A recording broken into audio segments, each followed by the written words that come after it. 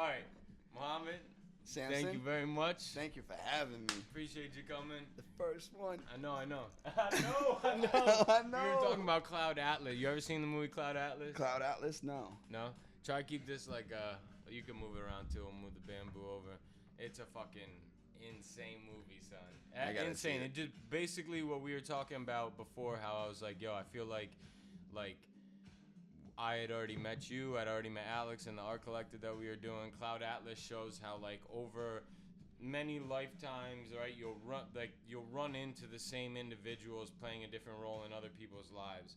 So like there's this book, Many Lives, Many Masters. You ever heard of that? Many lives, many masters. No. Yeah. Yo, You're teaching me a lot of new things today. Yo, so I think, and because you're Muslim, right? Yes. You still do Muslim, right? So I think that this would, go in a lot with the way that, and you got to correct me here too, right? Oh, of course. But basically, like, the closest people in your lives, whether you've been with them since birth or whatever, no matter what, those are the same people that will now reoccur in your next life and life over. Like, your moms will be your fucking brother in the next one, or like maybe you're a king and then you become a servant, but like your cousin was like your dad in the last one or something like that. And Many Lives, Many Masters is about this doctor who's like world fucking renowned, I believe, and has this issue with trying to help this one specific white girl with like her anxieties and stuff. None of the traditional treatment works or nothing like that. So he tries hypnotizing her, and this amazing thing happens when she gets hypnotized, which is she can recall her past lives extremely vividly, to a point where he can open up a textbook and know exactly where or whatever the fuck she's talking about. And they realize that a lot of her anxieties are coming from the day of death and how she died in past lives. But the most fucking insane part about this shit... That's a mind to boggle, Yo. because thinking about how your feelings from your past life are impacting your current life, that's a fix that you need fixed. Or even like when you go on anesthesia, how your brain's still conscious of the shit that's going on, right? So like a fucked up doctor doing something, like you could be retaining all of that. Oh, you're I just dealt not with there it. for it. I was under anesthesia in a surgery one time on my face, and I remember dying and coming back to life like it was a dream. Have you ever had a dream like that? I thought I had this dream. It was to the point where it felt like I had a dream that was replaying in my head after the surgery for a few days. And then when I healed up and, went back for my follow-up appointment, they told me I died twice. During the surgery, my heart stopped, and they brought me back to life. Yo, okay, so this is all going to run into each other. So in the book, when she wakes up from the hypnotism, right, she'll remember everything about that past life thing. She could recall that. But what she doesn't remember is he'll advance her to the day of her death and how she dies. And once she dies, it's like, right? Have you ever seen the OA? No, on Netflix, you gotta peep this shit. But either way, so she starts dying and goes into this like different realm, right, where it's basically all very comfortable. She's relaxed, and then all of a sudden, these masters show up. That's why it's called Many Lives, Many Masters, right? Mm-hmm. And these masters, like, they're all different. Some are poetic, some are, very intellectually smart or whatever.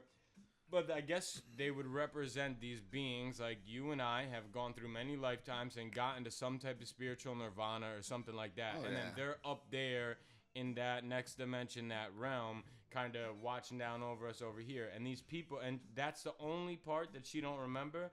I guess I'm paraphrasing, but I guess she kind of like a ditzy white girl, so she doesn't really care anyway when he tells her this stuff.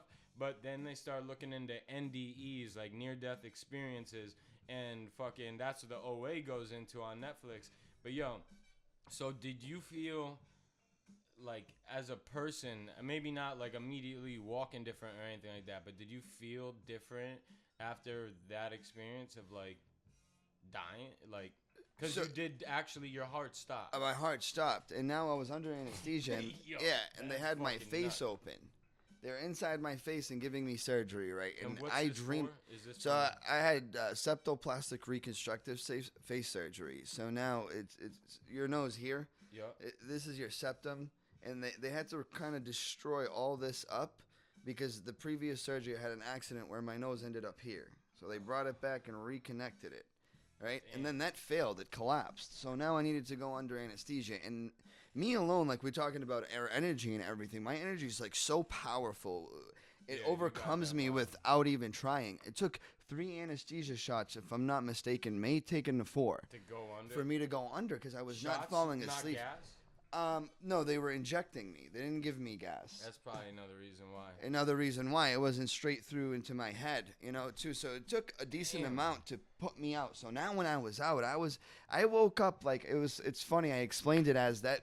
I was 19 years old and Call of Duty had just come out, and the one where he wakes up trying to find a gun in the hospital room. That's what I felt like when I woke up. I'm like scared shitless, and I was slapping everything around me, and I'm like, what's wrong with me? Like my body was like, I could see my body. That's how intense that was. And they said that your heart stopped? And during the surgery, my heart stopped twice.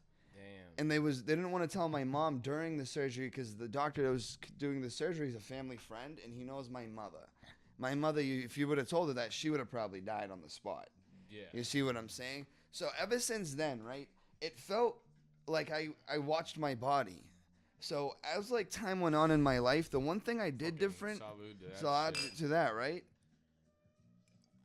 The one thing I've done different now in life is, ever since that, it's funny that you asked me that because nobody's ever asked me that. And I really don't tell the story a lot, too, because unfortunately I don't deal with enough friends outside of work to have these intellectual conversations because I work so much. That's part of the reason why we started. And this is a huge and really awesome reason to be able to do this, so you could have people hear this. You know what I mean? You got to hear what I think because I'm a person that experienced it. Yes, there's 7 billion people in the damn world, but I'm one of them. 0.4 now. Yeah. Right? And I'm one of them. And I had a crazy experience that other people could hear about because it reached me to the point where now I look at myself like I'm outside of my body. Because there's everyday things that I do on a daily basis that, of course, I'm going to be incorrect and awkward and different and silly, weird and stupid and whatever it may be. So it helps me to where nobody will criticize my own being. I try to criticize myself to make myself a better service. Exactly. You have to. And I talk to myself. So now I've treated myself consistently like I've been watching my own body. And it's funny, it happened around the time where the devil took me over more than God 19? did. 19, so that's 6 years ago. When you were 19? 19. What time of year is it and shit? It was wintertime. It was about a week and a half before Christmas. Word. I remember things vividly that impacted me. It was a week and a half before Christmas. I know that because, like, I got the PlayStation for Christmas in my surgery. That's why I played Call of Duty to get, My dad surprised me, even though I was a teenager. But it's always great to have a role model that's there, no matter how old you are. You know what I mean? You need a role model, a mentor, a sensei. If you don't have them, you gotta go out. You gotta go get them, and they're free. You know, you would be surprised. Right? People don't take advantage of the teacher. Plus, when you're smarter, right? This has been one of my big things recently. Is like when you're a more not to be on one or nothing, but when you're a more emotionally intelligent person, when you're smarter, when you're more aware, you're naturally gonna have crazier, more complex ideas. And everything in the world, whether you fucking with a program or you trying to do music or whatever, comes with a bunch of little simple shit that's been built that you need to follow, and you're automatically jumping in there like, I want to do this really complex shit. And then people get demotivated, and I've been using the example of trying to relearn Illustrator recently of 2 hours has gone by. I've learned 300 things that have nothing to do with making a fucking triangle, right? Or something like that. And yeah, you can watch the videos that walk you through it, but not to get too off topic. But I feel you. I agree. You need the teacher. You need a teacher, and yourself as a teacher. The people around you as a teacher. Today is the teacher. Today we get sold on the idea that you need to go be. Self-help book. Self-help book. 5 ways how. There's so many people on social media telling people, "Oh, if you listen to me, you'll be on this and read this book, you'll be rich. How to be rich." It's more than that. It's like I tell people, when you go work out, you build your inner core. Your inner core is your stomach. When you work out, your sit-ups, most of your workouts are building your inner core so that you could hold your feet and move your body forward and still stay in the same spot and move right back. Yep. It's funny. I was setting up, will you be my boyfriend bed for a friend with gummy bears. What is I wrote in gummy bears on a bed, will you be my boyfriend? For a friend. And while I was doing this, I was trying to lean over into the bed and not mess up, right? It's so powerful that when you build your core so strong in your body, you could bend over anything and place something. Lean back in your posture. So that's for a second. When you build that, you build confidence in your own being to be able to get up and run a mile, to get healthy. So now you build your inner core. Now you built your nucleus to build your brain. And your brain builds by knowledge and power and understanding and being open-minded. And learning people around you, because people don't like criticism. And people don't like criticism today because their parents didn't criticize them. Their friends and family didn't criticize them. The world is supposed to, like we were talking about this when we both the first night of the collective, right? Which is like, people think the world is supposed to make you feel fucking comfortable today. And pay you. There ain't nothing wrong with marching for rights or nothing like that. Not one bit. Like nothing ever worth it doesn't start without a burden or feeling like a burden or feeling stressed out in some way. And if you're not scared, you're doing something wrong. Yo, and that was one of the things, right? So when we first started the art collective, I like took the time out at one point because and I'll compliment you again on this shit. You and I think Drunky have both said at one point in time, you were like, yo, like I'm scared, right? I'm scared. Yeah, and it takes. Like, I'm big on the whole, like, it's okay to be scared. It's not okay to be afraid, right? Because afraid's what keeps you from walking forward. You could be scared and still walk forward.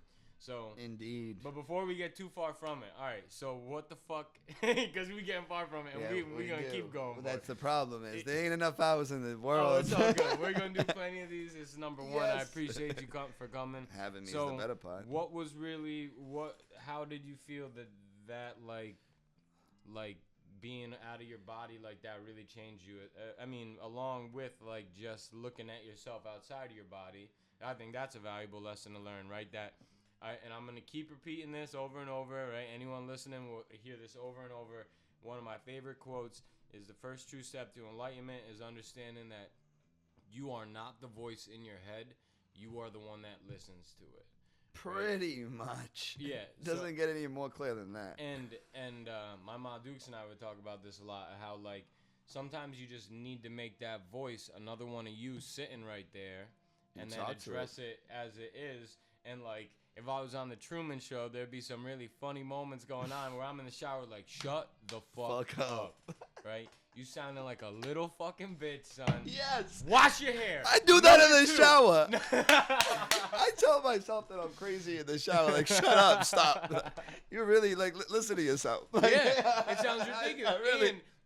But you get more control out of doing that, right? Because more control. Yeah, because you get way more control, boss. And that's why I love the movie Revolver, because it all comes back to the voice in your head, whatever, it right? Really is. Wherever you don't want to go, they will find you. Every right? time. Anytime you're about to be scared of doing something new or fucking going and seeing that girl, that voice telling you ain't good enough. Oh, you should stay home. Blah, blah. Shut the fuck up. Yo, yes. Shut the fuck up. To the point where I got to know myself so well, like that voice won't leave like it's already moved in with his backpack. Like, get the fuck out of here. Yeah, like that little Mucinex Like, I know I found you, but like, yeah, Mucinex motherfucker. Yeah. You know I'm what moving in I'm there. moving. No, I you're don't not. But think you so. can't beat them out. That's the problem. So on top of, it let me be criticized. It taught me to be a better man and not a teenager that thought he was right all the time.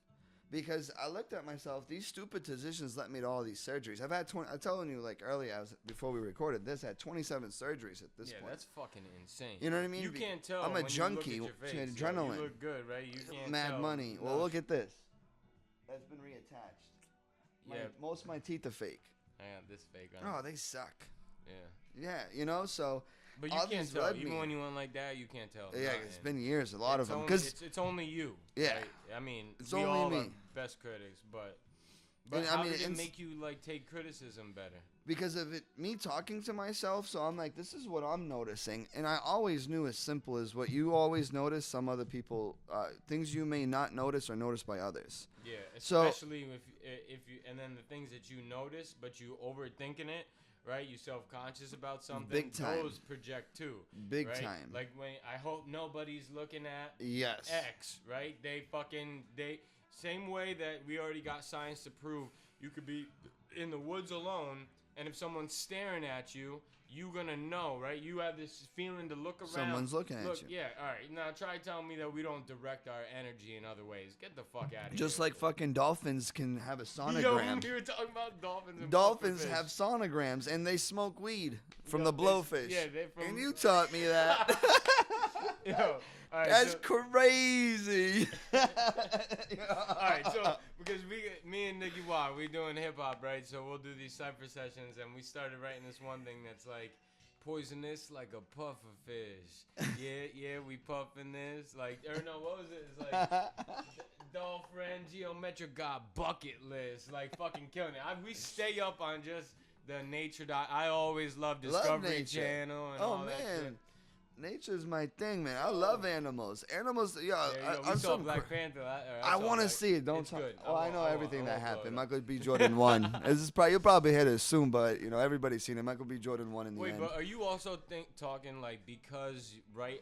I would assume after having 27 surgeries and shit like that, like you look good now, but the day after it ain't always looking pretty. And no, then that you're dealing sucked. with a bunch of people, you know, and sometimes it ain't an issue until everyone else is like my grandma who got early onset Alzheimer's, right? It's brutal. only a big deal to everyone else. Yes. Right? Which then in turn will fuck up her world a little bit when everyone starts talking about it. So how was so that? true. I was dealing with like... Well, I wish her the best with that, man. we making 51st dates, wake up. I know, wake up. Literally, we really are. I know, like, God bless her, and hopefully she strives with that. That's not easy, you know what I mean? She's a very strong woman. Women are stronger than men. You gotta admit it. You know what I mean? Take pain. They have babies. I'm like, the fact that I don't have babies, that's just good enough for me, man. Like that. Yeah. I'm good at carrying a little rough person. Anyhow, but the day after sucked. You know what I mean? Because the day after sucked after that that surgery when I was 19, when I learned how to criticize myself, because then I finally criticized to the point this is all my fault. So I'm over here bitching about this pain and all this chaos and all this commotion, and it's a big deal. Everyone in my family, like, you hurt your face again and all this fun stuff. But I'm the one causing this pain, not just alone to my body, to everyone around me. Because these people care about me. The last thing they want to see me is getting surgery on a consistent basis, like it's something, like it's work. Yeah. You see what I'm saying? Like, I don't know about you, but my Ma Dukes, like, oh, man. Bless her fucking soul, because I put her through some shit. Mm-hmm. Right? And like... Sure you did. We all did. Yeah, and... 9 months before you even came out, you did 9 months of torture. Right? You know what I mean? Yeah. And bound to happen again.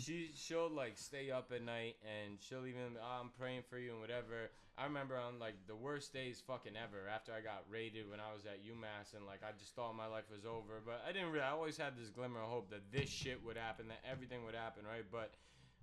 it was always like the truth shall prevail. Yeah, she'd come over. I'd be laying on the bed, and and you're always the most vulnerable with your moms, right? Right. And like, I cry talking to my mama, and it ain't even bad.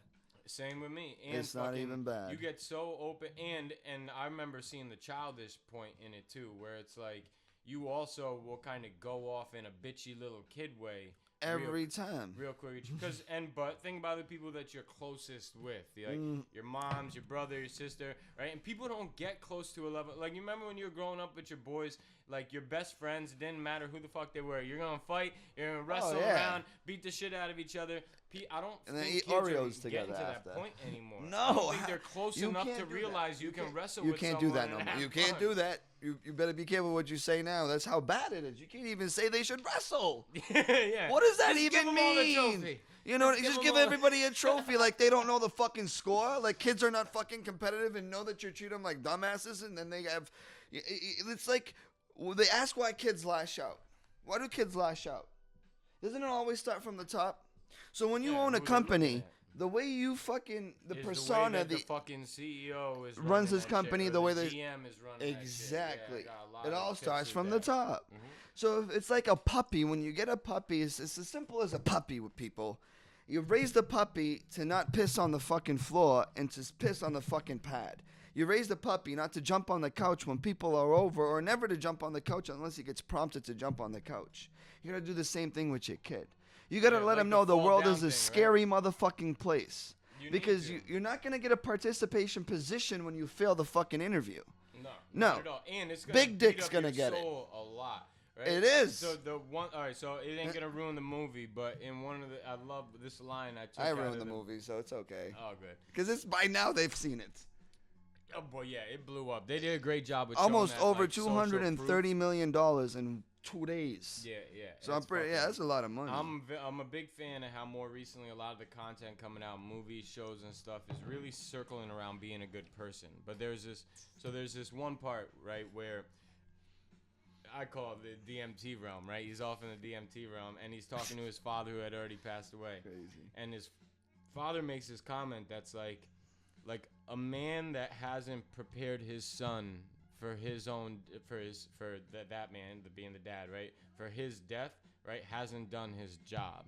So, and obviously, like, that son might not think that he got prepped the right way, but we never know what the fuck we're doing until years later and we're looking back, right? Never. The more geniuses, I love Gary Vee. Right? Gary Vee's a shit. Yeah. You know who I love too is Albert Einstein. Yo, right? Oh, and fucking, I was saying this with the Art Collective, right?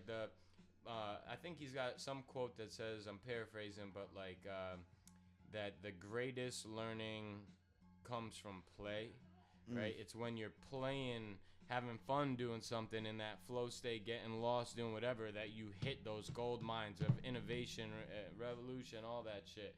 And I love that because obviously, like, when I was a little kid, I had a 5.1 megapixel Canon. My dad got it for me. I was like 13. That's amazing. I made so Gifts many from your videos. dad growing up are the best. Oh. Nothing will ever beat a gift. Anything my dad ever got me, nothing will beat it ever. It's crazy. I had a cancer father too.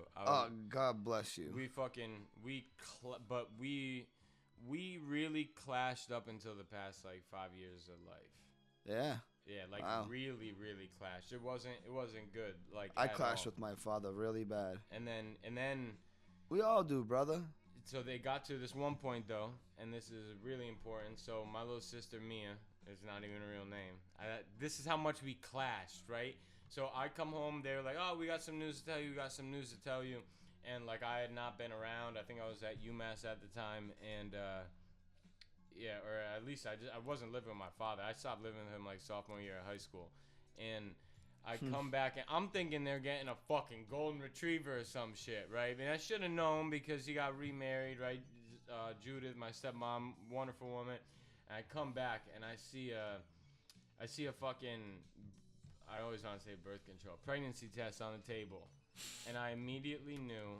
And I feel like a little asshole for the way I reacted, but I didn't say anything. I went up in my room and I cried for like 2.5 hours because I was like, another child needs to deal with this motherfucker. And that was then. Then somewhere about 3-4 years after that, when she was really starting to get to like, you know, dancing around little fucking kid age and shit, I was just like, I was becoming a way different man in my own shit. And I was like, there is no way that I will allow the 3 most influential men, my father, myself, and my brother, to not get along.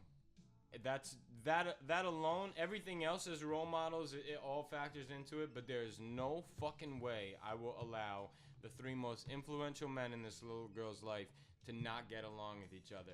And I remember I picked them up on it just the way that shit was jiving out happened to be a Father's Day, and I picked him up and I took him on a ride. I just said I just want to talk to you. I picked him up. I took him for a ride. I think I was in my fucking, what was that? I think I was whipping my Audi at the time, and I was like, maybe not, maybe something else. And Funny, I had an Audi. Yeah.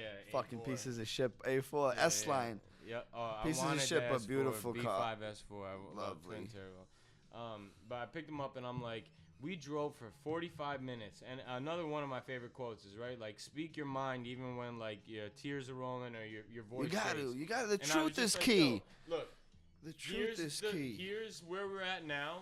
Here's the past and here's the future. See the past? It's only going that way, right? I'm willing to dump all of it, right? I'll dump all of that shit behind whatever, because at the end of the day, there's only right now and tomorrow. All that shit is gone. So You if can't we can change be big it. enough men, right, to just flip that. And I think it's interesting the perspective that he shared. He probably didn't think that it was as bad, right? My childhood felt bad, and it wasn't as bad as it felt. Because you're not in his perspective, and you're a little kid. And my little sister now, she'll say it's all perspective. It's all perspective. But I was just like that. We went on like a 43-minute ride. And I basically 43 minutes exactly. I think like that. I'm like punctual. That. I like that. It wasn't 45 and it wasn't 40. That's for damn sure. I remember that. I didn't even know what road I was taking. Nothing like that. That road don't matter. That's it didn't even care. Like I'll figure it out. We'll figure the way fucking back. Mm-hmm. And you need to leave the universe some wiggle room. And I said it, and I think he keeps it. He keeps shit way more in than I would, right? And that's another big thing I've been learning more recently is like a lot of people need the you're right, I'm wrong, I was this, I did that. I don't need that, and I think that if you're in a conversation and you think that that's what you need, you're doing it fucking wrong. Because the same way that you could be like yelling at someone, arguing, really pissed off and shit, and you know that you're wrong, that nature has taken over. You're revved the fuck up. You need, like, there's a reason why people are like, count to whatever or just leave, right? Do whatever. But people would rather stay in it because the momentum of being pissed off is easy to continue. It's very well loud. Much easier. So I was like, no. Doesn't accomplish anything. No, not at all. And being now, angry never accomplishes anything. I didn't say I love you to him. I feel he's started saying I love you to me, and I know he felt awkward for the first year saying it. I could just hear it in the way he would say it. Love you. I didn't even feel like I could hug that man 5 years ago. And now it's like, without question, that's already going down.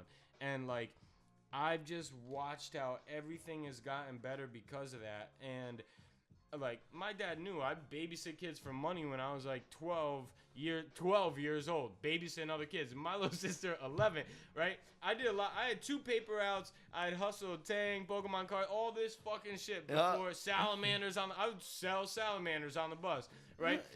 $20 even. I'll give you some moss in their food and whatever. I had this bitch call up the Alacos, on the Aloha Drive on the street over. She ain't a bitch, but this is when we called up. My mom picks up the phone. Phone's still on the wall with the cord, right? Oh, and 93. She's like, Steven, did you sell Matt a salamander for $20? And I was like, yeah. Why? And she's like, because his mom's on the phone and she's saying that the salamander's dead and and all this other shit. Wants some money back. I'm like, you tell him to bring me back an alive salamander and the moss and the worms I gave him. I'll give him his $20 back. My mom said exactly what I told her and just hung up the phone on the wall. And I'm like, Ma Dukes, right? That's your mama. Yeah, for real. But everything she knew that's the right thing. He bought him alive. That ain't your fault. That's what I'm saying. You should have fucking take care of him better. Yeah, I bought a goldfish and that died that night. That was my fault. I didn't take care of him for the next day. So it's funny. You reminded me of a quote when you said that thing with your dad about the past and the present and right now. It's my favorite quote ever. Is you can't go back and change the beginning, but you can start where you are and change the ending. Yo, C.S. Lewis. That's it doesn't get realer than that. Not at all. And it doesn't get realer than if you're going through hell, keep going. Yo, I told a few people that. Thank you. You know what I mean? Winston Churchill. I like that quote Winston Churchill said that. He's like, if you're going through hell, just keep going because the fuck else you gonna do? Yeah, you just gonna. Oh, I'm gonna take a break in hell. You know what I mean? Like, what are you gonna do? Like, fly to Uranus? You gotta go through hell. Because I woke up and I went to sleep on some bad fucking days. I woke up on days I was like, today's gonna be the shit, and then I lost something big. Like, whoa. Okay, you know what I mean? But what am I? It was bound to happen. What I lost? Yeah, you gonna get into it or not for the podcast? Well, you don't need to. It's tough. Yeah, you know what I mean? So that's a different day, a different story. But you just gotta remember that no matter what that day presented, it's God. God is the higher power. We did not show up here. It's like what I wanted to tell you about religion. Yeah, let's get into that because what we were talking about before and that whole, like, there's even a stigma to the word God now, right? Because it'll automatically either assign a religion or whatever. And even when we were saying before on how like you said there was 5 years that you didn't believe in God, and I said it was probably the exact same amount of time for me. I did this sit-in about not going to church and shit, but it was because I was more on the, if there's a real God, why the fuck does he care if I go in there? Like, I could pray in my room, and like, why are you trying to tell me there's only this one story to it? I was very self-aware and questioning all that shit. That's what's not okay. That's what we lose in sight of.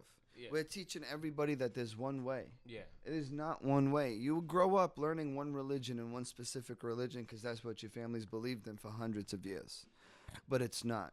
It's not to say that there's not a lot of really positive things that come from. Of course. Like praying. Is right? Positive, and no matter how you do it, though. You're basically throwing out into the universe, listen, I want this good for these people, myself, give me the strength to do this, help me overcome. That's very powerful to the very powerful.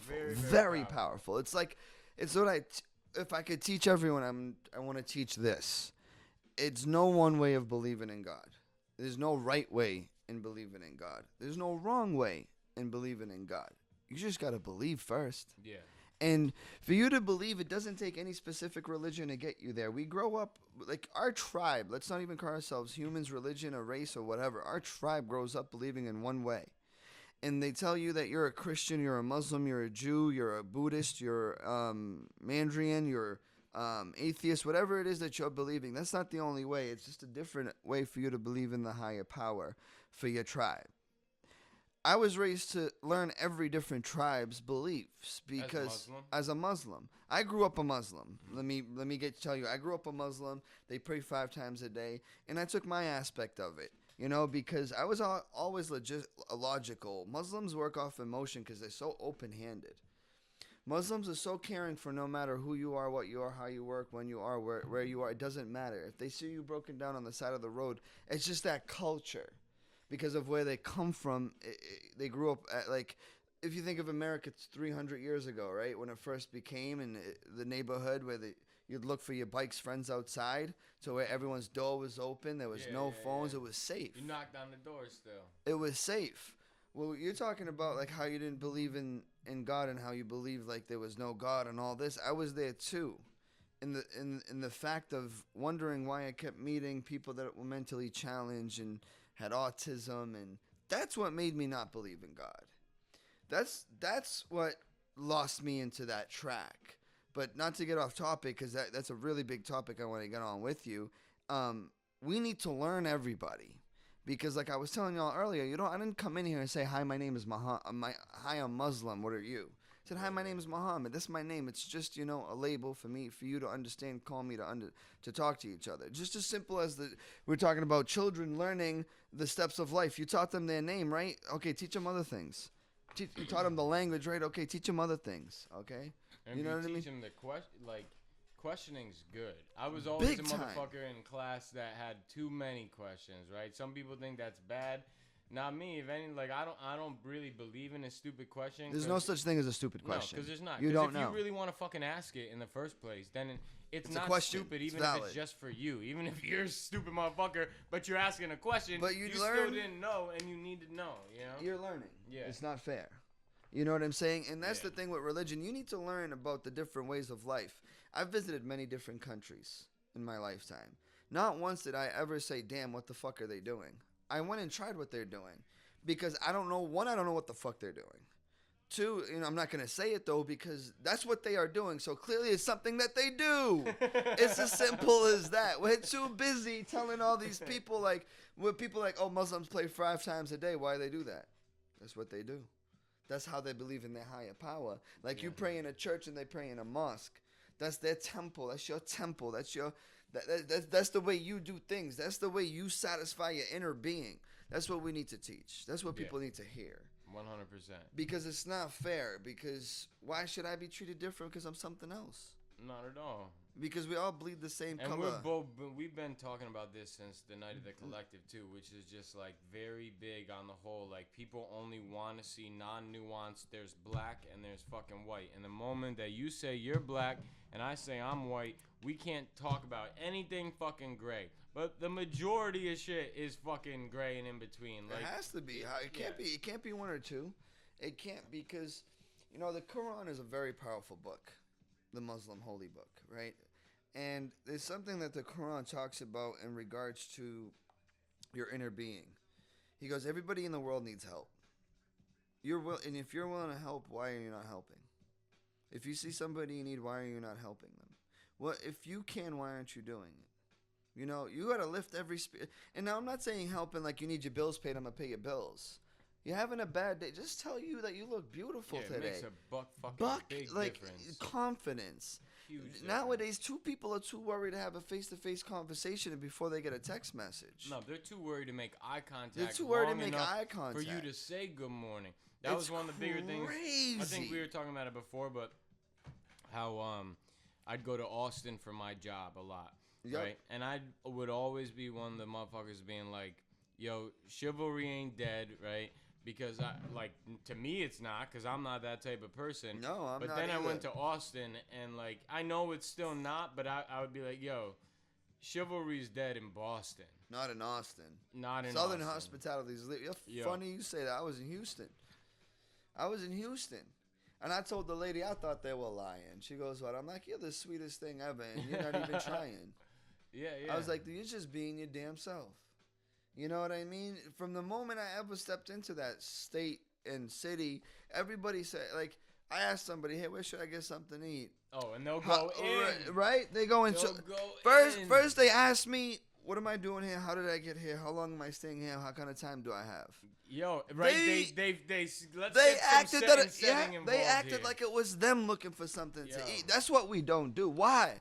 I don't know. Why can't we do that? I don't know. Maybe like people want to post on karma is real on Instagram, but I don't know if they really are thinking about it like that. If they're talking about it on Instagram, they don't know about it in real life. Oh, I don't know. I beg to differ on that. They don't know about karma.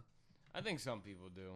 Because I think some people are posting karma is real just because they do know about it. Oh, the karma is real. Oh, yeah. I thought you meant like, where is karma? Like, if you're asking where it is because you're not giving it. Where is Yogananda? Yeah, that I just learned about. Yogananda, that's crazy. Where's Yogananda at? I got an Instagram post of I watched that documentary you told me to watch. You watched the whole thing. Where? And the No Malice. No Malice. The end of Malice. And it's like he gave you cheat codes on life. That's another crazy thing. People don't listen. This is why I'm optimistic, right? Because the way I've always, and maybe there is a lot of because there was some struggle things going on. Like I grew up a lot of, hot water getting shut off, foreclosure sign in the front lawn, like getting off the bus. I was always geared towards. I stole shoelaces. Yo, I dig. I used to. For myself. I needed shoelaces. Yeah, I had the same shoes in the wintertime and the summertime. And you probably I realized I was great at it. I was great at the facade of stealing of where I'd be like, Al, Al's my little brother, the one who made that. I'd be like, Al, just go with what I'm about to do, right? I'd have like several hoodies, whatever, and I didn't know. And here's where you're still testing which alarm shit is real and which isn't. And just then look for the no alarms. And then I'd have them over my shoulder, and I would just be like, "Hello." Like, what, Dad? All right, fine, we're coming. Al, we need to go. And I would just take Al, he's my little brother. I'm like 12, he's like 9. And I pull him out the door, no alarms go off, nice. And I just fucking take that shit. And a lot of the stealing I used to do, I'm not saying stealing's right, not at all. It's not right, but sometimes you gotta steal. Especially, and Macy's the world got don't make insurance. sense yet. Yeah. Sorry, Macy's, but I wore them jeans under my old jeans a couple of times. And then these motherfuckers. Your fault, you don't put tags my on boy them. Nick and Al, they were just straight reckless with. Like, I go into a store and I used to take pride in the fact that I could walk in this bitch and without noting the cameras, I could know fake camera, real camera, hidden camera, that person is looking at me, that one's not. And this was rewarded many times because the only time I ever got caught stealing was with fucking Mike Kramer. Me and Mike Kramer at this ski resort, and I'm like, son, and we were stealing food, right? I'm like, son, that woman knows we just took something. And he's like, nah, she don't. I'm like, let's just put it back. He's like, nah. And we walk out with it, and we go and sit at the table, and boom, she posts up, and they knew, right? That now, like, we knew it was meant to be because she had been the sister or some shit of Mr. Padace, who was the principal of my elementary school growing up, which is so far removed. She comes over, she's like, you're stealing food, like, you hungry, right? Gives us more food than anyone else there. Mozzarella sticks, burgers, everything. They took away our ski passes for the day. And then at a certain point, Mr. Schultz just looked at me like, you could just have him back. Just go, right? I remember feeling like I don't deserve this back, right? I don't deserve this food even, but I saw myself in that woman, 14, 15. I saw myself in that woman, and I was like, I would give food to some kids that were taking food because they didn't have money for it and they were starving. And I saw myself in Mr. Schultz, who I got tremendous respect for, right? Lost a zero on his salary just to become a teacher. I think he used to be at like Pratt & Whitney or something, right? I saw myself in him just being like, I know if I was a teacher, I know Samson's he's a good person and he's a good student. And like Mike Kramer, he's my boy, right? He still had some shit going on at the time, but like, you know, like I remember, but then I remember the day it got too reckless. I stole a bowl from this spot in the mall, you know, those pop-up shops that end up disappearing. And I remember making her aware of something that wasn't happening in the background, her going to check on it, sliding the drawer open, taking the bowl, and smiling at the camera because I knew they'd delete the footage and they were about to close, so they were going to delete the footage regardless because then nothing had happened that day. I had already interviewed them on their procedures a week before, so had already this idea from, right, and I knew at that point I was like, this needs to stop. And then around the same time, these motherfuckers are getting reckless as shit. I'm talking bringing backpacks into Dick's, and Dick's got rated like a 4 out of 10 for security of like retail stores, but they pay attention, and they're just fucking. They would just, one of them would hold the backpack open, the other one no train of thought for like what kind of security card, fill up that shit, and then they got bit at Bob's. A Bob's store is a clothing store.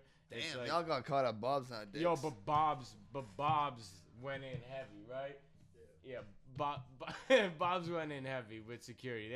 They had like 2 people at all times checking shit, and then they had just taken the fuck out of Michael's, right? Just a couple kids need some markers for art and shit. No big deal.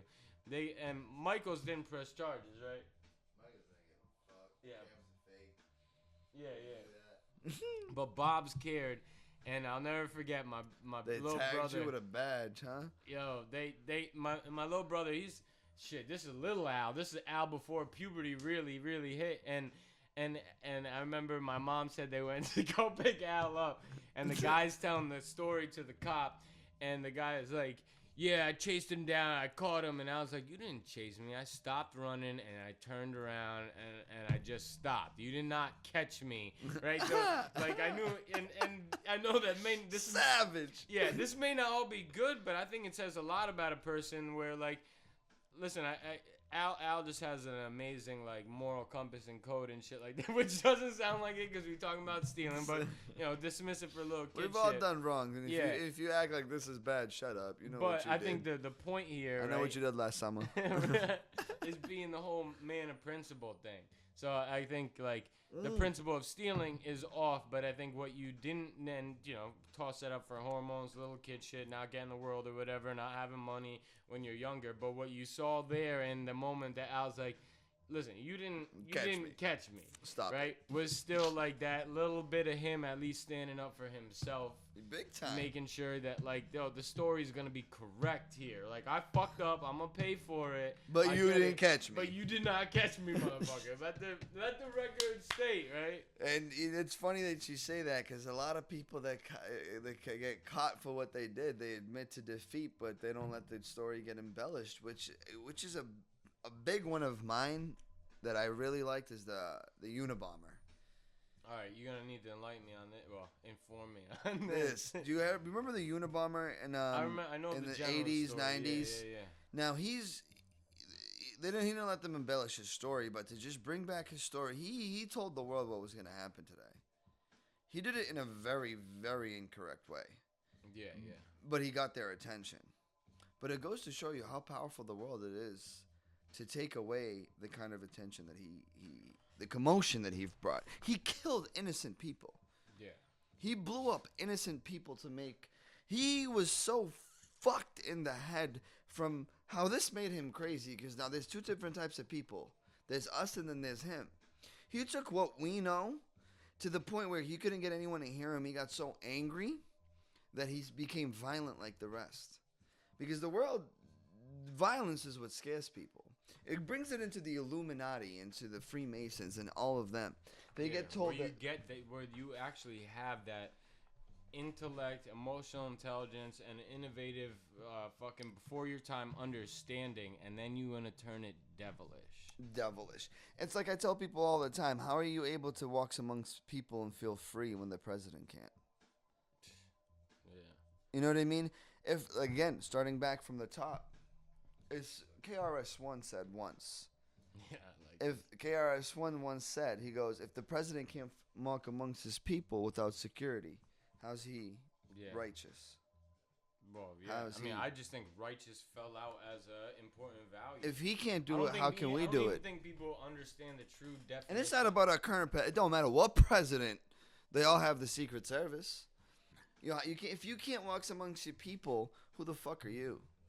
You know what I mean? You're a dictator. It's dictators running the whole world, and it's like I told my friend the other day. I go, the more powerful you get, the life easier. The easier life gets, right? Why? Because you get connected to the right people. You get connected to the beings above us. Because it gets as silly as McDonald's and Christmas. The rest of the population spends millions of dollars, trillions of dollars on propaganda. It's all propaganda. Christmas, birthdays, it's all Hallmark, Valentine's Day. It doesn't mean anything. It just means you're going to spend money at these locations, so they're going to build those locations up. McDonald's is a way for corporate companies to make money, but we're eating food that puts us to sleep. Yeah, and I've been big on the health tip lately. Is being healthy is really big, you know what I mean? Like, I don't eat food unless it's halal or kosher. The Jews or the Muslims made it, unfortunately. You know what I mean? Because it's cattle. It's raised at a farm. It's killed. It's not processed. It's not ingested. The shit that you ingest in animals, it gets as simple as that. Like, we're talking about all this, right? But the one thing about me and you talking about all this, why is everybody else blinded by it? Would I want to open up? Because it's easy. All right, you think about this like a boat, right? Mm-hmm. Right? Like, I'm all, but you just got to go with the flow or whatever. And people would rather, like... laziness. Yeah, it's... The people just... I think there's a very interesting podcast, one of my favorite, by Joe Rogan. It's number 1077 with Johan Hari. And they're 1077. They're talking really a lot about anxiety and depression, everything like this. And I think one of the main back and forths that you saw in that conversation, which I posted a couple clips from, 12 clips from on the Tourage Instagram page, but what you see going back and forth is... That's Tourage. Yep. Thank you. Got you. No, just because Tourage, people misspell it. You got to follow the page. The enlightened entourage, Tourage. Tourage. Right? Tour and Rage, but the R is just one. So fucking what you saw there was a lot of Joe Rogan and the way you and I are speaking from the strong individual mind state of you should be able to make these decisions on your own. Yeah. You should be... Listen, it's not that we don't have this availability of eating clean food. It's the decisions we tend to make and cheaper, easier, better, faster, quicker. And fucking what Hari's saying is like I'm a big believer in this, is that people make decisions in a context.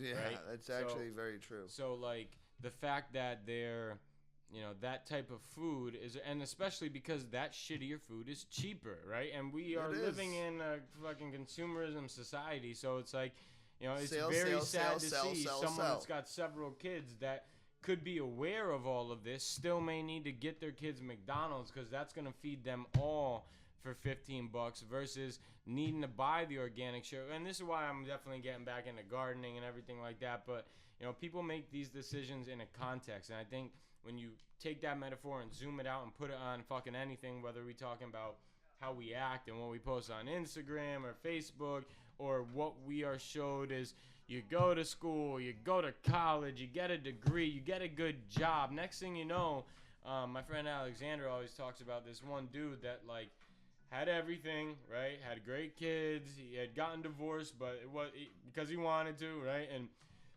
had all this money, nice car, everything. And then one day they just found him on his fucking boat hanging. He hung himself in his fucking boat on the Mediterranean. You never know what's going on in people's heads. No, and the other interesting thing in that podcast that they talk about is one of these bigger studies, which I'll post the doctor and everything that did it, but that said like 5-10 years ago, something in that realm, it was different. But the most recent poll that said, you know, when you're in a time of deep despair, crisis, or whatever, like how many close friends do you have that you can call and talk about it? And it wasn't the number one answer, but the most common answer on them all was fucking 0. Because it's simple as this. You know how many friends I've had up until last Friday? Maybe 3. A lot of people say I'm crazy. But no, and I feel... That drives me crazy. I feel you on that too, and we're lacking in community, right? And I'm much more optimistic now. I had a moment in my life where I became much more optimistic, but I think, you know, as a species, out of the hundreds of millions or, you know, millions of years of evolution and everything, just like we were talking about before, and like what our bodies were made to do, we have also survived and evolved over lifetime, not by being lonely. That is the complete, we are a species of community and tribe, and like, you know, they do, and there's this book by Sebastian Junger, right? It's called Tribe. You should check it out. And I think once you read that, or I say I read it, but I listened to the audiobook, but it goes into... You still read it. Yeah, right? You still got from it, right? Hey, you got to go with the times. Yeah, you got to go with the times. I think once you look at that and you see that even back in the day when it came to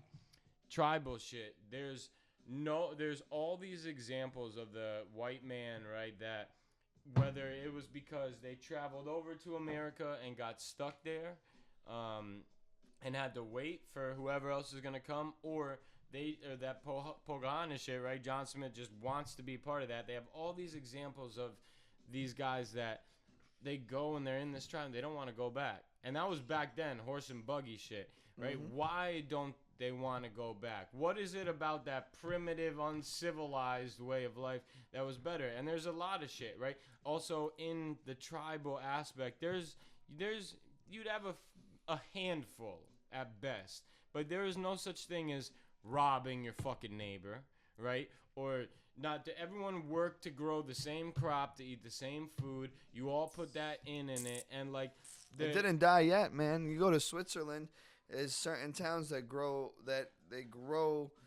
all types of fruits and vegetables and have a community meeting and switch amongst each other. It's got to grow. One of the things I love about Malden is you drive around these neighborhoods, take a walk, you see a surprising amount of urban gardening. Really? Right? Yeah. All the next door she grew her own grapes to make her own wine, gave me a bottle of wine out of the grapes that she made. Is this it? Because this is fucking delicious. It is good. No, this is the best wine I've ever had. I guarantee it's fucking $12 a bottle. I think it might be $10.99. Ravens. Best wine I've ever had. And then I've gone out with some bigwigs in my companies, and they order like crazy. And not to talk like flashy on here, I don't pay the bill. The company does. Their company. Not even mine. I don't even have a company, but just they pay for I would never in a fucking million years pay that kind of money unless maybe one day. Anyhow. But they order these like 3,000. No. Yeah. I mean, but they taste like shit. They'd be like, oh, this one's very good. And they're like, come in and you'd be like, what is this? And this is delicious. Yeah, this is good. My ex-girl found a guy who's, not to cut you off, found a guy that has 3 bottles of wine for like $12. It was crazy, but that tasted like shit. Yeah, just to find someone. You make it yourself. It could be a toss-up. All these uncontrolled things, but I think her wine tasted bomb. And I don't know. People might think I'm crazy. I've been big lately on like fuck it. The placebo. If the placebo effect works, it works, right? Like she tends to that fucking garden. She puts her all into it and everything like that. That's gotta have something. If somebody to do means with it, it's gonna come out dope. It's you know what's funny? You're talking about humans and loneliness and adaptation and all that. I read I read something that Jim Carrey said the other day. Yeah, he didn't say it the other day. Shit. Yeah, but he said, I don't know when he said this. He said in a good way on in a good way. Yeah, very good way. He's very influential. He said he's been spending a lot of time in the nature, in the wild, with animals. It makes a big difference. Big difference. He goes, I finally realized that animals are way more compatible and compassionate towards each other than we are. She goes, we are the truly savages. Yeah. We're the true savages. We kill each other. You said people you didn't used to rob each other. In Lebanon, like I was talking about, Lebanon and here in America, doors would be wide open. You'd walk by the house, nobody would walk in. In my country, in this country, in other countries, you know what I mean? That's why I always tell people, I got lost. Like I tattooed the devil right here with his numbers. It says 666. And I look at it every time before I think I'm doing something stupid. To remind myself, I'm like, fuck. I put him right next to my face where I can see him. Huh? It's in the smoke because people are gonna, it's in you don't. It's in the smoke. You don't see because people are gonna judge me. Yeah, I wanted to get it blatantly in my face, like the devil's right there. You stupid motherfucker. Once again, you're hurting somebody else for the benefit of yourself. And you don't even realize it because we're humans. It's a reason why I put my phone on do not disturb when I drive, so I don't text and drive. I think we don't realize it because the culture has gotten. It's made us this way. Yeah. The culture's made us this way. We have people screaming at higher officials. In theory, there was, not to bring any light on it, but the recent Florida shooting, it was very tragic. I was just thinking, it's horrible. There was a person who survived the shooting and who spoke to the spokesman for the National Rifle Association. The National Rifle Association protects the Second Amendment and the people the right to bear arms. It does not give you background checks to get your weapon. First, they got shitted on for no reason. They don't. The FBI was told, you know what I mean. The child wasn't raised well. He got bullied. He needs to know when he gets bullied, he gets tough skin. Sylvester Stallone, Rocky Balboa, said to his son in number 6 that life is gonna fucking hit you, and it's gonna hit you hard, cause it don't owe you nothing. It's not gonna pay you nothing. No. And when it hits, there's 2 ways you could come out of it. You can let it fuck you up. Or you could get up and you keep walking. Yeah. Because no matter how hard you could hit, it's going to hit harder. If you're going through hell, you keep going. Keep going. Winston Churchill. This goes back to what we were talking about a little earlier with, like, not children to cut looking you up off. to you. No, but she yelled at the spokesman. And I'm not trying to shed light on the Florida shooting because that's my opinion. I'm going to keep it to my damn self because it's going to get shitted on. But she yelled at a woman that's older than her. I'm sorry to cut you off. I hate getting cut off. But we yell at our elders. These people that shit on Donald Trump and the people that he shits on, you're giving the wrong idea to the youth. You're allowing them to disrespect us. Right? Yeah, the president, you can't disrespect nobody, and you can't disrespect the president. No matter what, he's the president. Be the better person. It's all about being the better person. Kill people with kindness. But show them. Show them. To succeed now, you need to throw other people under the bus. You need to. Because they made it that way. Exactly. You made it that way. Conversations like this, though, are what will change it all, right? It needs to. It's this not is what nice. we were talking about when we first jumped into that collective, which is like back when Jesus Christ roaming around, right? In order to become a disciple, everybody bread and water. Right, yeah, for everybody to fucking anyone who was in their self-awareness look in their little fucking town or whatever, he needed to stroll in that bitch or ride in on horseback, and then he did stroll in. That's what I'm saying. You didn't even mean that one. No, I did. You did? I did stroll. You need to stroll the fuck in and ride in on horseback. And then you still needed to be a certain type of individual at a certain point in time in your life in order to fucking decide what this man is saying is truth, or I believe in it, or those are the morals of hey, listen, let me dedicate my life to him. And now, like we were saying before, God is in everything. So this podcast can get to someone in fucking China. They'll never meet us, and if they fucking understand English, right, and they're vibing, they do. They go to 12 hours of school compared to us. Here, this goes That's back why they're to smarter than us. This goes back to my way of communicating with people more recently, and that whole I don't need the you're right, you're wrong. This happened. Nobody's right or wrong. Let me get It's the open opinion. and tell you what I went through and what I learned, and then you don't need to say you're right or wrong. You don't even need to say nothing. But if it's churning in your fucking head, it'll keep churning, and that's fucking around in the general before it becomes specific, and maybe you're going to need to fuck up several more times, but at least those several times, this conversation already been in your head, your elders, whatever, and like just like you said, it starts from the top. You fall down. I'm big on this. One of my ex-girlfriends, Gia, used to say that her father would always tell her when she fell down when she was a kid, because the kids, they fall, and if it ain't really epic or bad, they'll look right to the parent and the adult. Your reaction is their reaction. Exactly. My mom was big on this when I was a kid. I remember I fucked up one of my eyebrows. I got slit in the middle by a door, right? Blood everywhere. And that woman kept me calm, right? Like, and anyone else would be bugging, but the kid looks up and Gia would say, your dad's, like right when you fall, right? Like, get up. It doesn't hurt.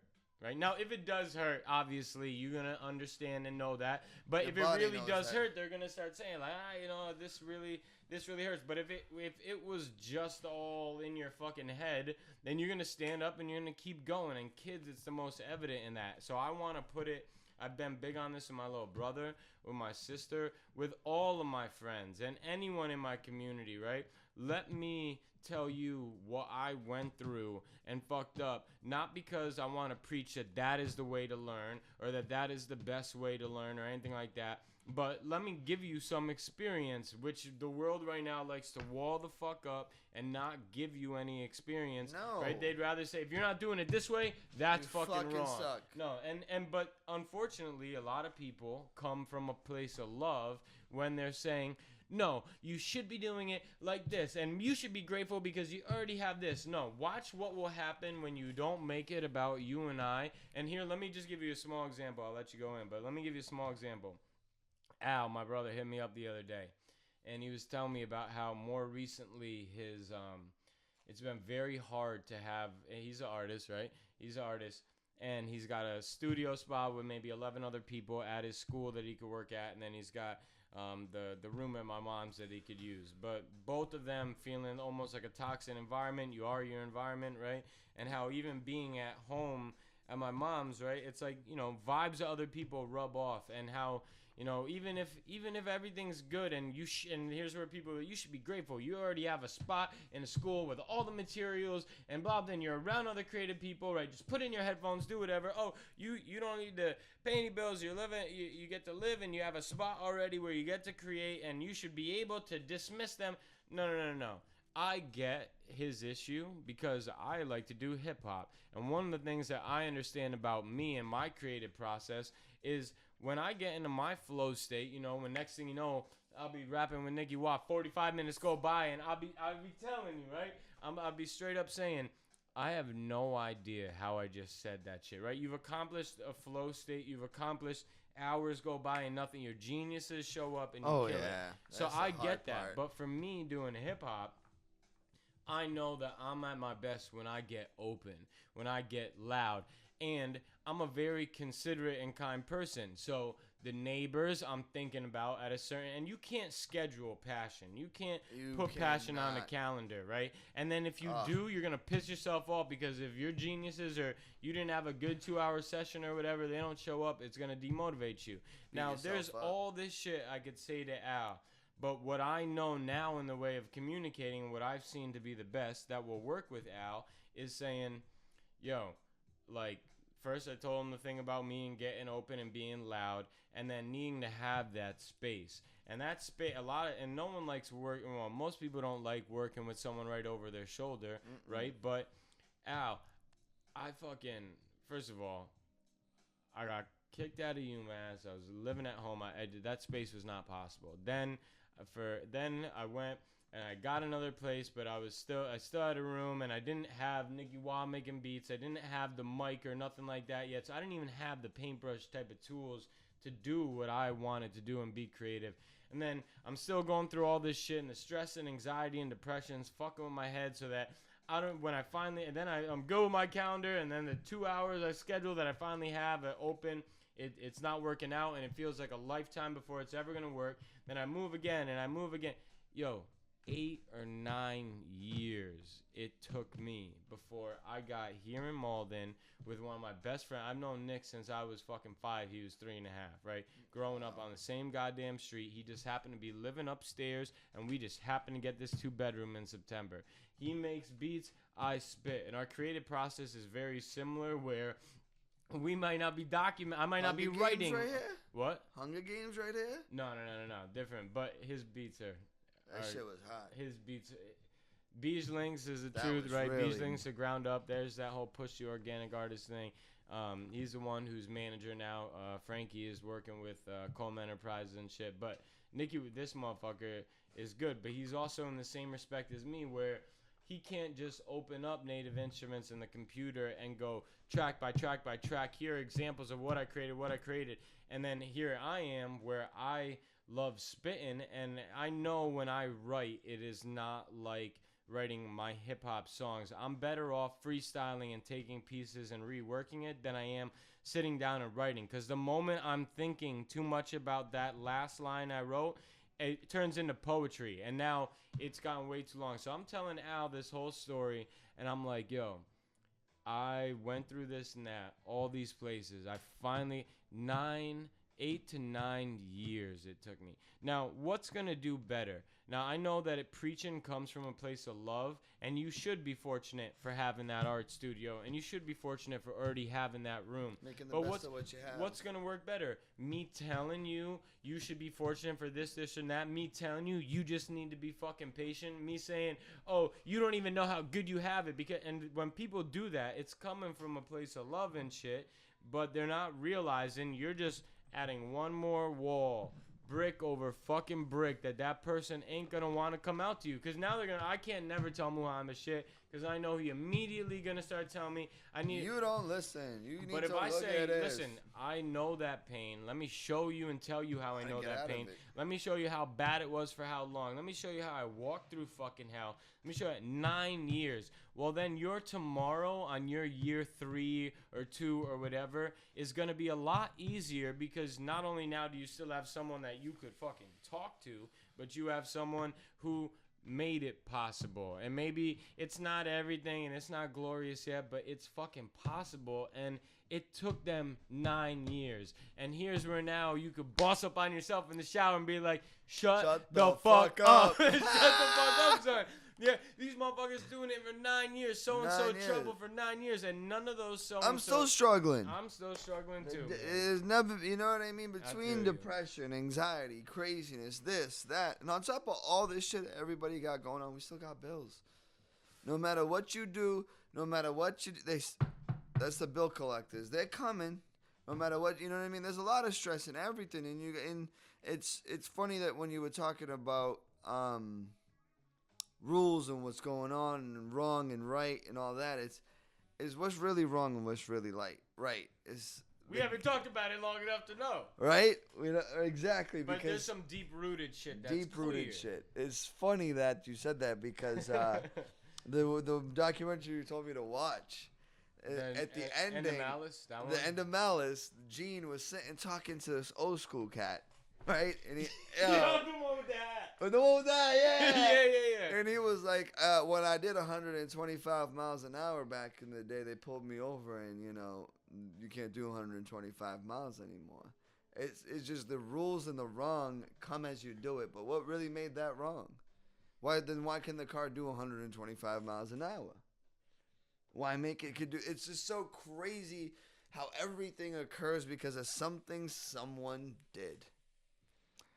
That's, you know what I mean? And you got to understand that the society, whether we talking about schools, whether we talking whatever about the laws, it's set up for the stupidest of the motherfuckers.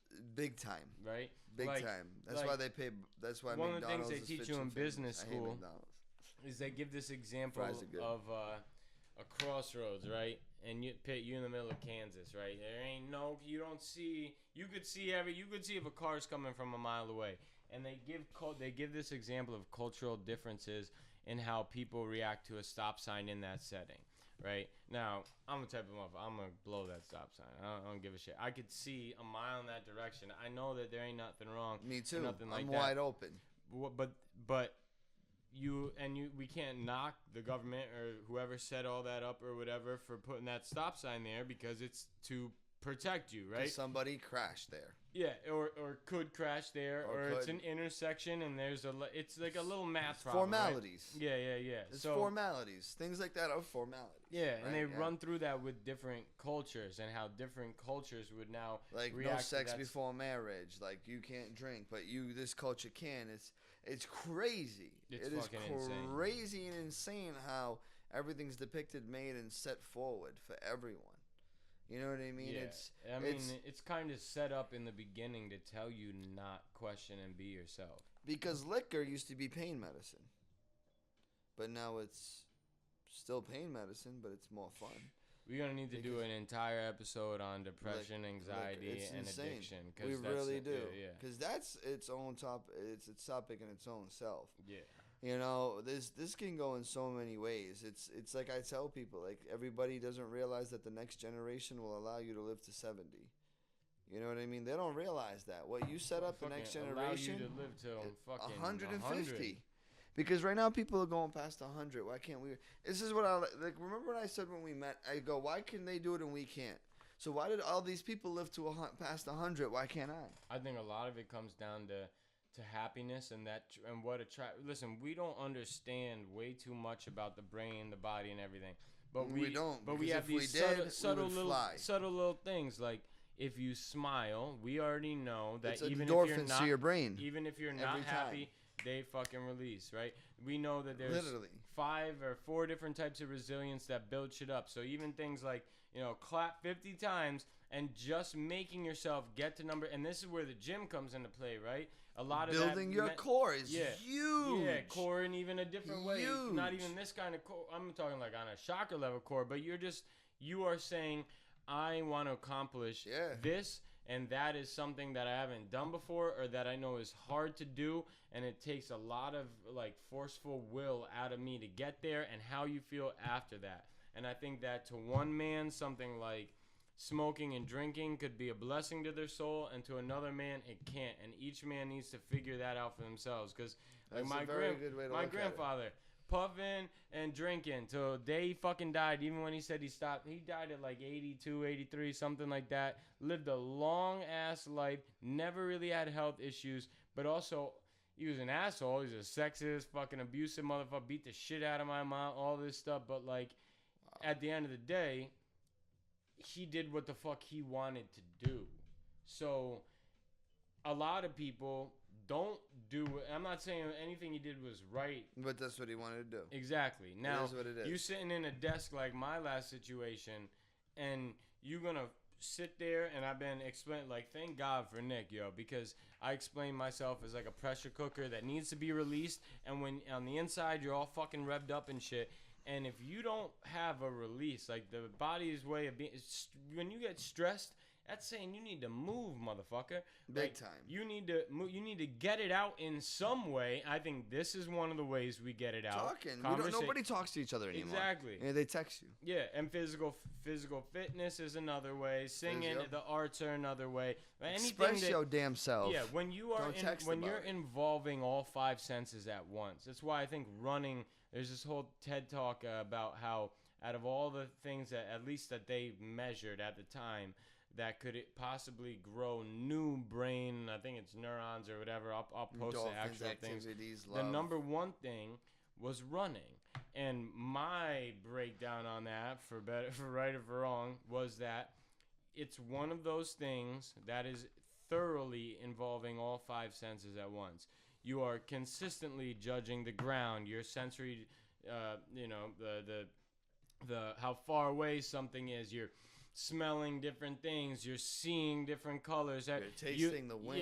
Yeah. It is something that is really, literally keeping you alive. Yeah.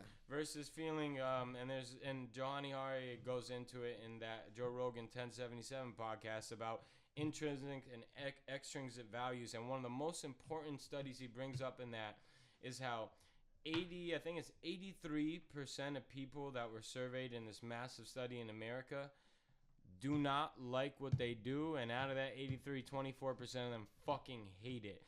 And how the feeling of being controlled in your work. So even if it's something that you like to do, but you feel like you're being controlled.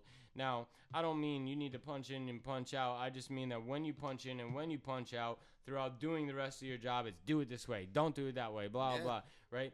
You are, I'm not going to fuck up the figures here, but way more likely to get a stress-related heart attack, way more likely to develop depression and anxiety, way more likely whatever. I feel like I just made my psychiatrist the other day, the first out of maybe the 5 over the course of times that I moved, a believer that she finally was like, because I just told her, all of my issues, and this is for another podcast, all of my fucking issues, depression, anxiety, everything, have all fucking come from the day I got into this fucking accident. One of my boys died. It was an overloaded Jeep. I landed on the back of my head. I got 14 staples in the back here. And all I remember was putting on my seatbelt, right? Took my Jordans right off my feet and went right up out that fucking seatbelt. All I remember is putting on my seatbelt, and then I'm in the third lane, the third right lane closest to the Basketball Hall of Fame in Springfield, and the Jeep is about 30 feet, at least this is the only memory I had at the time, 30 feet in front of me, all the way to the left lane. Motherfuckers have been tossed out of that Jeep onto 91 north. We were in south, and I woke up in the in the fucking right lane. Now, that whole experience, are you fucking joking me? Anyone who goes through that should be anxious after. Should need to go through a time of grief. But you go and talk to a doctor. They want to fucking most anti-anxieties are doubled up with antidepressants, SSRIs. Big time. They just want to start medding you. And I forget the figures, but it's a high figure as well in the 80s, 70s, or 80s where the 70 or 80% of people that are on antidepressants are still fucking depressed. Right, and then they want to put you on something like Abilify that's a antipsychotic, right? And I only know that from that podcast, but just trying to go ahead, like, you are a human that has psychological needs as well. Needs like needing to feel like you are loved, that you are important, that you have a purpose. And that all goes back to me sitting at a fucking desk, rev the fuck up like a pressure cooker, not getting any release. That revved upness is taking up energy, just like hitting the gym takes up energy. But then I'm getting out of work, and I don't even feel like I have enough energy to go hit the gym. You know, I'd like to define it with addiction as well as just and these depression, anxiety issues where you got a divine energy gas tank, and it's not that you don't realize that you're fortunate for your apartment or for your family that you do have or anything like that. But you can only express and truly value that appreciation depending on how full your daily divine energy gas tank is. Yeah. And if you waking up early, sitting in traffic, sitting at a fucking desk job, and I'm not saying there's anything wrong with that, it's just not for me, but you're sitting there the whole time and you're this self-aware in your fucking head, like that's wrong. That's not good. It's going to suck all your energy out. And that's the same energy that your fucking body needs for your immune system to fight shit off, for you to feel like you have enough energy to go to the gym. Next thing you know, you're just eating out of convenience. You're just showing up. You're just another fucking deadhead looking down. Yeah, zombie walking around. And that's what I hope to really change with this podcast is I don't care if there's one listener, a fucking thing. If I'm cool with doing it because I get to talk to Mohammed and he's my fucking boy, and I'm cool with doing it. And I'm cool with doing it because if one person gets anything of value out of what we just talked about, it's one more than zero, and pay it forward. You ever seen that movie, Pay It Forward? No, I didn't say the movie Pay It Forward, but I'm a big follower of Bobby Bones show. This is country music down in Nashville. Okay. He's a good ass dude, and he's all about pay it forward and pimping joy. He pimps joy. He pimps joy, man. He has had shirts. Pimpin' joy. He's a country. I love country music, and you know what I mean. And to reflect back on what you were saying in regards to well, I'm having a brain fart. It's all good. So he was with the pay it forward, right? Yeah, but what I wanted to say something. Even if it's only one person. Even if it's only one person, whoever's listening, the big change that we're trying to get here, and I agree with you 100% on everything. I'm trying to get what I was just thinking. How other people would then end up living? No, you were saying? even if it's only one person that views every time, even if we're just changing one mind. Pain meds. Oh, okay. Yes, and antisocial meds and anxiety and all those. That's just crazy to me because you're right. You gotta release your energy and what makes you happy. Like, oh my God, music to my ears. You really fucked my head up saying that because it's. I just want to put it on a loudspeaker to everyone in the world. You gotta find where your energy needs to be released. You have to. You have to find what makes you happy because all these meds are made for millions of people. Everyone's chemicals are different. Yeah, you eat different things. Everyone's lives are different. That's what I want. And you smashed the nail on the head with a fucking Goliath's hammer at this point. You know what I mean? Samson hammer. You know, Samson hammer. It's coming. The fact that people really need to release their energy and what they truly love. Because there's something for everyone. Like there's someone for someone. Especially now with the fucking internet. You have the internet to influence you. People like I need to go to college, go online and order the books for that class for the last 4 years that they had it for and read them. Because it's a curriculum. Curriculum that teacher learned from what you're about to read and then gave you their opinion on it. And for 4 years. And for everyone, there's so much you could do. I still think that's all fine. But the same way that I'm saying with my brother and my sister, for everyone, I want to tell you what I went through first. Read them books. Take the good out of it. Use your perspective to draw what you think me bad. And then after you go to class, do something else for your fucking mind, body, or soul, but for your mind, body, or soul. In 2018, anything is fucking possible with the internet, right? And we can put it out. I think we could keep talking, right? But I think this is a good spot to end it. Like big time. We went in for a good hour and a half, right? Let's end it with this. Okay, let's go. I was a peer mediator in high school for the less fortunate mindset. When I was training, my peer mediator teacher said the simplest, easiest thing of life. She told me to go put my nose in a picture that was in a room and asked me what I saw. And I told her.